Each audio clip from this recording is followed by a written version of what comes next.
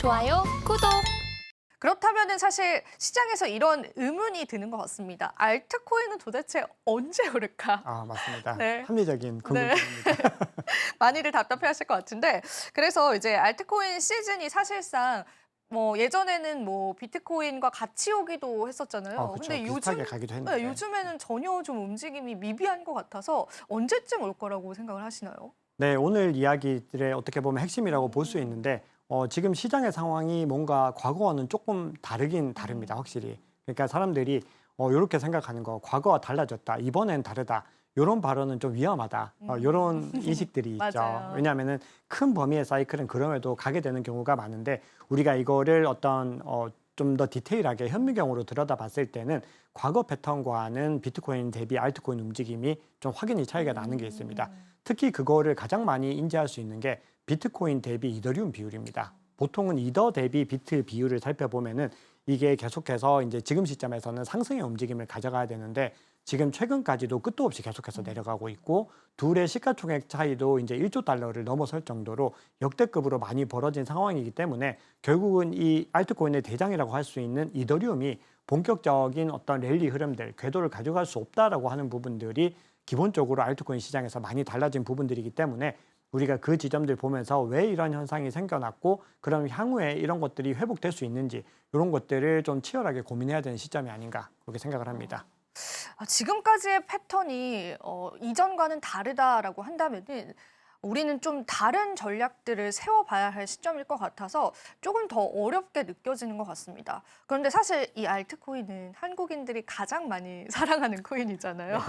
그래서 우리 한국 투자자분들이 또 관심이 많으실 것 같은데 한국인들의 알트코인 사랑 작가님은 어떻게 생각하시나요? 네, 알트코인에 대한 한국인들의 그 사랑은 전 세계에서 가장 유별납니다. 유별납니다. 네. 그리고 비교할 수 없이 가장 압도적입니다. 맞아요. 그래서 이거는 전 세계에서 다 인정하고 있는 사실들이고 전 세계 어떤 암호화폐 관련 기관들도 알트코인이 살아나기 위해서는 한국인들이 돌아와야 된다. 이런 얘기들을 공식적인 보고서를 통해서 그렇게 보고서를 하고 있고, 통해서요? 네, 보고서에서 네. 나오는데 제가 이따 보여드릴 텐데 네네네. 보고서에서 그런 얘기들을 하고 있기 때문에 한국인들의 이 알트코인에 대한 어떤 위력은 대단하다. 이렇게 먼저 말씀을 드릴 수 있고 과거 대세 상승장 동안에 한국인들이 알트코인에 얼마나 투자했는지 그걸 보면 이제 확인을 할 수가 있습니다. 그래서 2021년으로 시계를 돌려가지고 봤더니 한국인의 경우에는 대세 상승장에서 비트코인 투자율이 6%에 불과했습니다.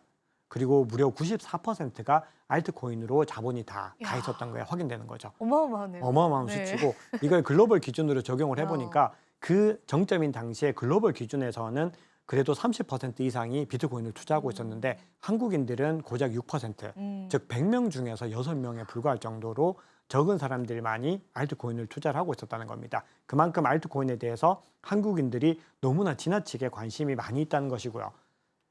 자, 그러다 보니까 최근입니다. 이게 이제 어제 정도쯤에 나온 보고서인데 매트릭스 포트라고 하는 시장에서 좀 영향을 많이 미치는 이 리서치 업체입니다. 자, 그런데 여기서 이제 보고서를 하나 내놨는데 한국인들, 즉 한국인들의 이 비트코인 거래량, 암호화폐 거래량이 하늘색으로 표시되어 있고 비트코인의 펀딩 레이트가 검은색으로 표시되어 있는데 이 두 개가 완전히 똑같이 가는 걸 볼 수가 있습니다. 즉, 이 펀딩 레이트, 즉 비트코인에 대한 관심도와 한국인들의 거래량 자체가 거의 동일하게 이루어지고 있다라고 하는 부분들은 결국은 이 한국인들이 본격적으로 이 시장에 진입을 해야지 알트코인 시즌으로까지도 이동할 수 있다. 이런 의미로 해석을 할 수가 있습니다.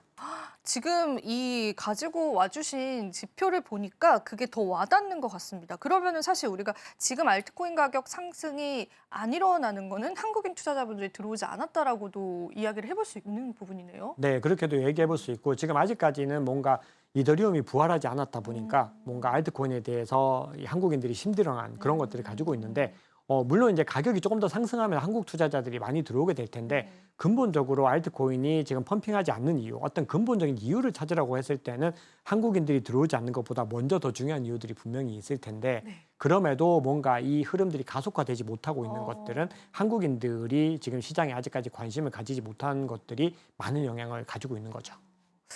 우리 또 한국인 투자자분들이 전체 암호화폐 시장에서 알트코인에 행사하는 영향력들이 있다라는 부분에서 다시 좀 생각을 하게 되는 부분인 것 같습니다. 그렇다면은 궁금합니다. 언제 알트코인 시즌이 과연 도래를 할 수 있을지 그런 시그널들 작가님 포착해 주실 수 있습니까? 네, 네. 이 시그널들을 이제 보기 위해서는 우리가 몇 가지 또 지표들을 활용을 해야 됩니다. 그렇죠? 네. 가령 알트코인 같은 경우는 알트코인의 전체적인 흐름들을 보는 어떤 지표들 속에서 뭔가 이 도미넌스 개념들을 좀 활용을 해야 되는 거고요. 그리고 그와 더불어서 가장 중요한 이제 비트코인 도미넌스를 활용해야 되는데 한번 보시면은 비트코인 도미넌스 지표입니다. 이 지표가 비트코인 도미넌스 지표인데 지금 60을 찍고 조금 하락하는 움직임을 보이고 있습니다. 근데 과거에는 이게 70을 월등하게 넘겼던 순간들이 많이 있는데 이번 대세 상승장에서는 시장에서는 비트코인이 60을 넘기기 좀 어려울지도 모르겠다라는 의견들도 있었는데 네. 결국은 60을 찍고 지금 하향하는 움직임들을 보이고 있다라는 부분들을 우리가 좀 주목해 봐야 되는데 자, 한번 다른 이제 도미넌스들도 한번 보겠습니다. 자, 보시면은 이제 좌측 제일 상단에 있는 게 이더리움 도미넌스인데 한번 쭉 보시면 이더리움 도미넌스가 이제서야 좀 올라오는 거 보이시죠? 그렇네요. 약간씩 올라오는 네. 움직임들이 있는데 시장에서는 이제 비트코인 도미넌스가 떨어지니까 이더리움 도미넌스가 좀 반등을 하면서 뭔가 상승의 흐름을 가져갈 수 있을까 이런 기대감이 나오고 있는 부분들이고요.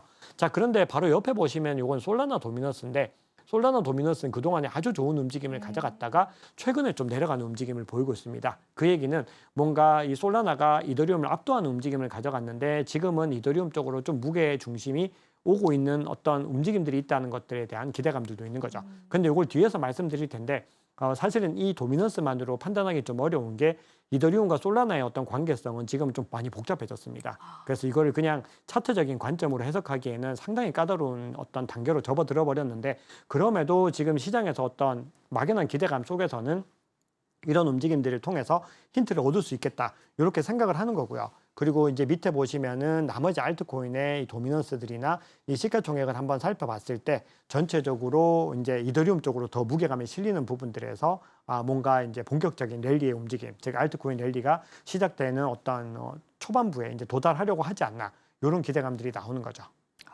사실 저희가 이 도미넌스 차트를 왜 보냐면 기존의 이제 사이클들을 보면요.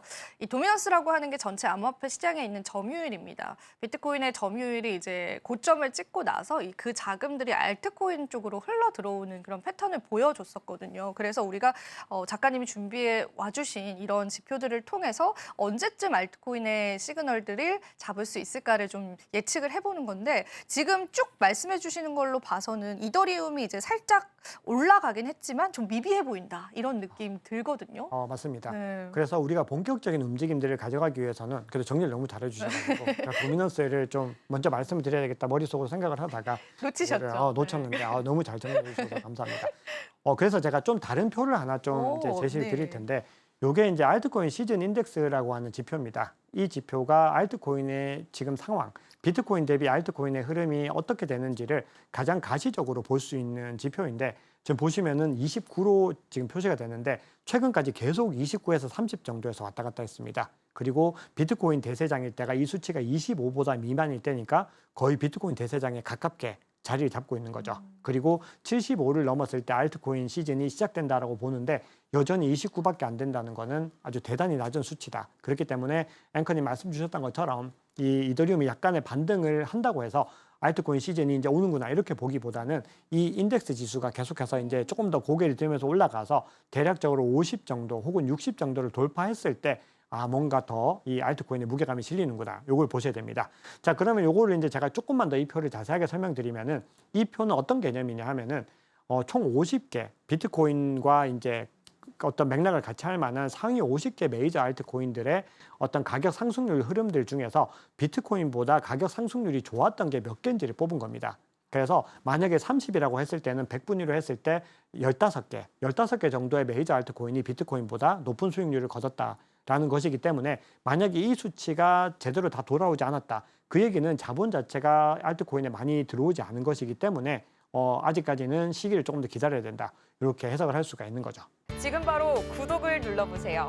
실시간 경제 뉴스, 투자 전문가들의 다양한 시황과 정확한 분석, 또 알찬 투자 정보까지 신뢰할 수 있는 저희 서울경제TV와 함께하세요.